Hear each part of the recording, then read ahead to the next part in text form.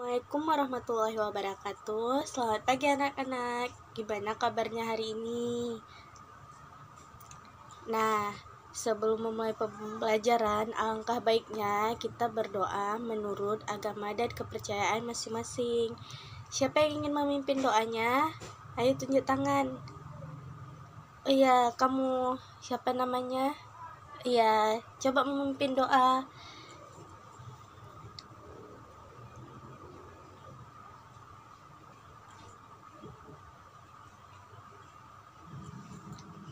Alhamdulillah. Hari ini siapa yang tidak hadir? Kemana dia? Oh, baiklah. Sebelum memulai pembelajaran, Ibu mau bertanya nih. Minggu kemarin kita belajar tentang apa? Ada yang tahu? Iya, kamu benar. Nah, ada yang tahu nggak hari ini kita akan memulai pembelajaran apa? Hari ini kita akan memulai pelajaran yaitu Bahasa Indonesia dan Sastra. Yang pertama, Ibu akan menjelaskan tentang pengertian kita akan belajar tentang berbicara. Yang pertama, Ibu akan menjelaskan tentang berbicara ataupun pengertian kemampuan dari berbicara. Berbicara yaitu kemampuan mengucapkan bunyi-bunyi atau artikulasi kata-kata untuk mengapresiasikan atau menyatakan serta menyampaikan suatu pikiran. Atau bisa juga disebut dengan gagasan atau perasaan. Sebagai peluasan dari batasan itu, kita dapat dikatakan bahwa berbicara merupakan suatu sistem dari tanda-tanda yang dapat didengar atau yang dilihat, yang bermanfaat untuk kita. Berbicara adalah suatu alat untuk mengkomunikasikan suatu gagasan yang disusun serta dikembangkan sesuai dengan kebutuhan untuk si pendengarnya. Sampai sini ada yang paham? Baiklah, sekarang kita ulang lagi ya. Berbicara adalah kemampuan mengucapkan bunyi-bunyi, artikulasi, atau kata-kata untuk mengapresiasikan atau menyatakan serta menyampaikan pikiran pokok seseorang. Membaca itu kita harus dengan gagasan atau dengan perasaan. Sebagai perluasan dari berbicara, dapat kita katakan bahwa berbicara merupakan suatu sistem dari tanda-tanda yang dapat didengar atau yang kelihatan yang bermanfaat untuk sejumlah otot jaringan tubuh manusia demi maksud dan tujuan gagasan atau ide-ide yang dikombinasikan lebih jauh lagi. Atau berbicara adalah sesuatu untuk mengkomunikasikan gagasan-gagasan yang disusun serta dikembangkan sesuai dengan kebutuhan sang pendengarnya. Udah paham semuanya? Oh, baiklah. Selanjutnya kita akan belajar tentang hakikat berbicara. Hakikat berbicara itu dapat kita artikan suatu penyampaian, yaitu ide, pikiran atau isi hati seseorang. Ayo, siapa di sini yang mempunyai ide-ide?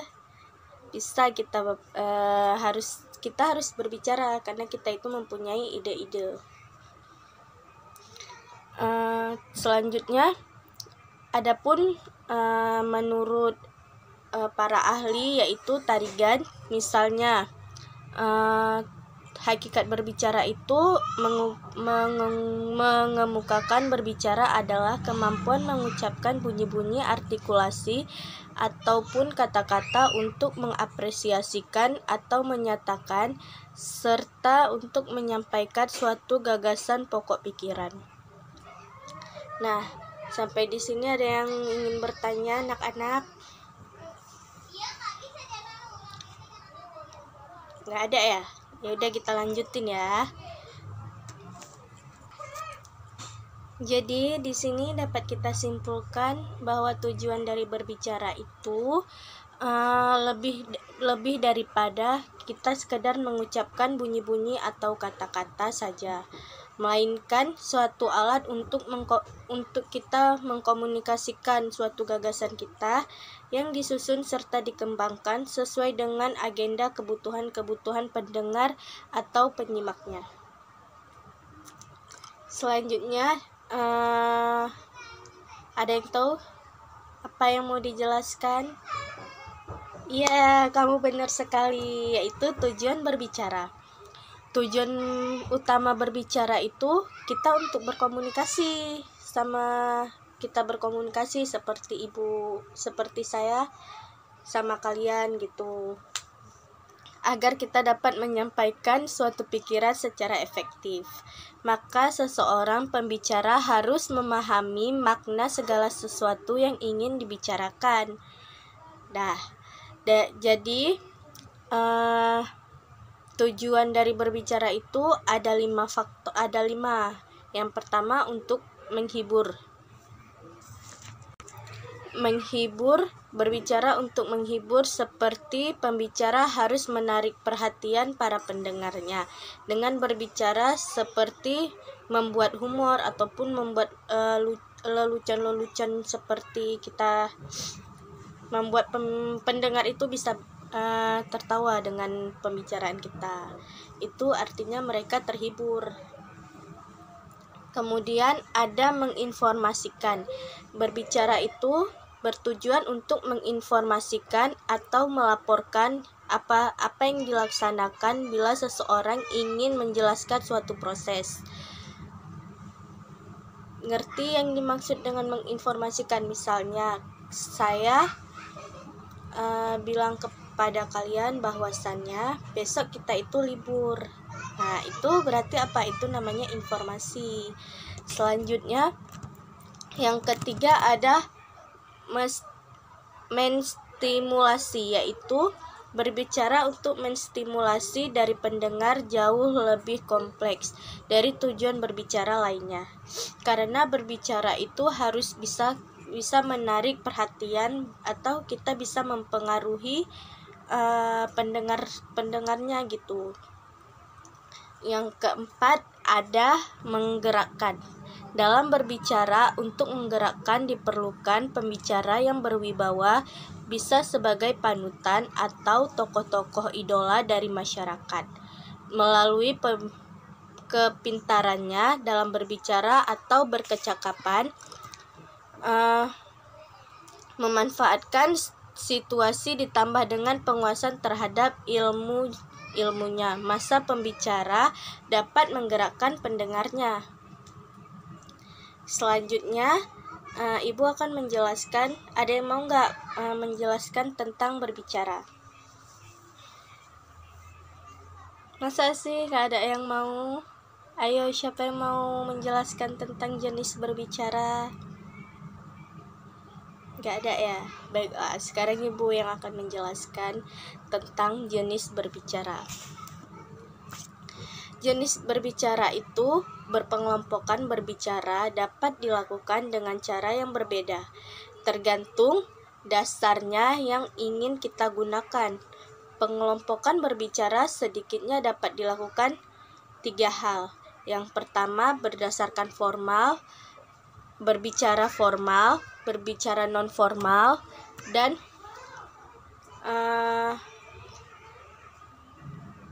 cuman 2. Maaf, salah Ibu. Berbicara formal yaitu dengan kegiatan berbicara yang berkaitan pada aturan-aturan, baik itu aturan yang berkaitan dengan tata krama maupun kebahasaan. Berbicara dengan non-formal. Non-formal yaitu kegiatan berbicara yang tidak terlalu terikat pada aturan-aturan tentang berlangsung secara spontan tanpa perencanaan. dari berbicara itu ada dikelompokkan menjadi 2 jenis pembicaraan. Yang pertama berbicara secara individual dan berbicara secara berkelompok. Ada yang tahu nggak berbicara secara individual itu gimana? Nggak ada yang tahu ya? Baiklah, Ibu jelaskan. Berbicara secara individual itu yaitu kegiatan berbicara yang dilakukan oleh seorang pembicara, contohnya seperti kita membaca pidato. Berbicara secara kelompok itu kegiatan yang melibatkan banyak orang pembicaranya, contohnya diskusi atau debat. Nah, sekarang Ibu mau tanya, yang seperti yang Ibu lagi berbicara ini, itu termasuk berbicara secara apa? Iya, kamu pintar. Berbicara secara individual. Karena hanya Ibu yang berbicara sendiri di depan. Kemudian berdasarkan dari alur pembicaranya, berbicara dapat dikelompokkan ke dalam 2 jenis. Yang pertama berbicara monologis, yang kedua berbicara dialogis. Berbicara monologis yaitu kegiatan berbicara yang dilakukan dengan searah, pesan yang disampaikan pembicara tidak memerlukan respon dari pendengar, misalnya pidato dan membaca puisi. Kemudian yang kedua berbicara dialogis, yaitu kegiatan berbicara yang dilakukan secara 2 arah. Pesan yang disampaikan pembicara memerlukan respon dari pendengarnya. Sampai di situ ada yang ingin ditanyakan? Ya, ulang tentang pengertian hakikat berbicara. Ya, hakikat berbicara itu secara umumnya dapat diartikan suatu penyampaian maksud, yaitu arti yang dimaksud itu ide, pikiran, atau isi hati kita. Itu hakikat berbicara. Terus seseorang kepada orang lain dengan menggunakan bahasa lisan secara maksud tersebut dapat dipahami oleh orang lain. Ada yang tahu nggak itu maksudnya gimana? Kak senyum-senyum. Maksud dari menggunakan bahasa lisan itu seperti misalnya kamu dan kamu itu ngobrol berdua. Nah, itu termasuk dalam ide. Misalnya dia menuangkan idenya kepada si A, menuangkan idenya kepada si B. Kemudian si B itu menampung ide dari si A tadi. Itu. Kemudian ada yang mau ditanyakan lagi? Apakah udah paham sampai di sini? Baiklah, jadi ada yang mau ditanyakan lagi? Kalau nggak ada, kita lanjutkan pembelajarannya.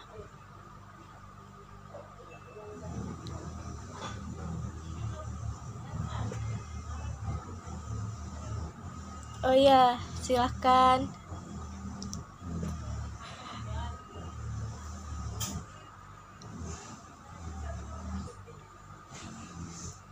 Jika tidak ada yang bertanya, Ibu akan menarik kesimpulan dari yang kita pelajari hari ini. Jadi kesimpulannya, sebagai perluasan dari batasan ini dapat kita katakan bahwa berbicara merupakan suatu sistem dari tanda-tanda yang dapat didengar atau kelihatan yang memanfaatkan sejumlah otot dan jaringan otot tubuh manusia demi maksud dan tujuan gagasan atau ide-ide yang dikombinasikan lebih jauh lagi. Berbicara merupakan suatu bentuk perilaku manusia yang memanfaatkan faktor-faktor fisik, psikologis, linguistik, dan ekstensif secara luas, sehingga dianggap sebagai alat manusia paling penting bagi kontrol sosial. Proses dari komunikasi dapat digambarkan dalam bentuk diagram. Misalnya mengemukakan berbicara adalah kemampuan mengucapkan bunyi-bunyi, artikulasi, atau kata-kata untuk mengekspresikan atau menyatakan serta menyampaikan pikiran, gagasan, dan perasaan. Berbicara pada hakikatnya merupakan suatu proses berkomunikasi sebab di dalamnya terjadi pemindahan pesan dari suatu sumber ke tempat yang lainnya. Mungkin sampai di sini Ibu menjelaskan tentang berbicara. Apakah ada yang ingin ditanyakan atau ada hal yang kurang jelas? Boleh ditanyakan.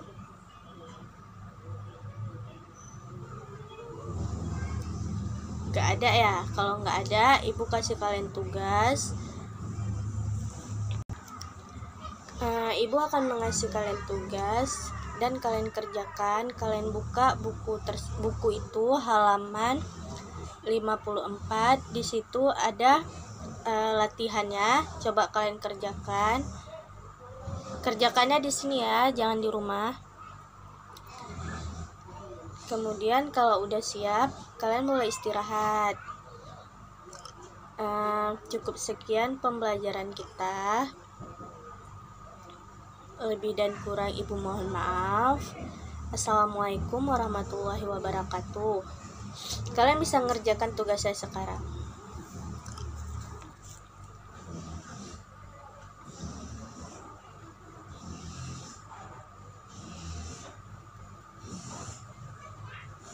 Apakah tugasnya udah ada yang selesai?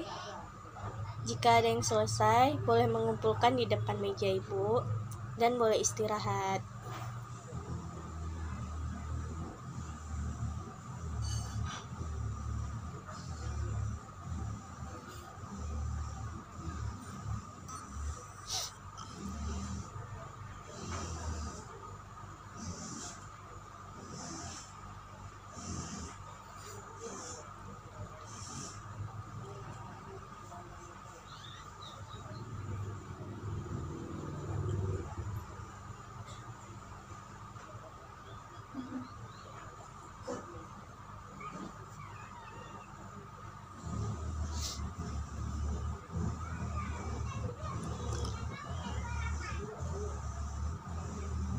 Belnya sudah bunyi, itu tandanya kita harus istirahat.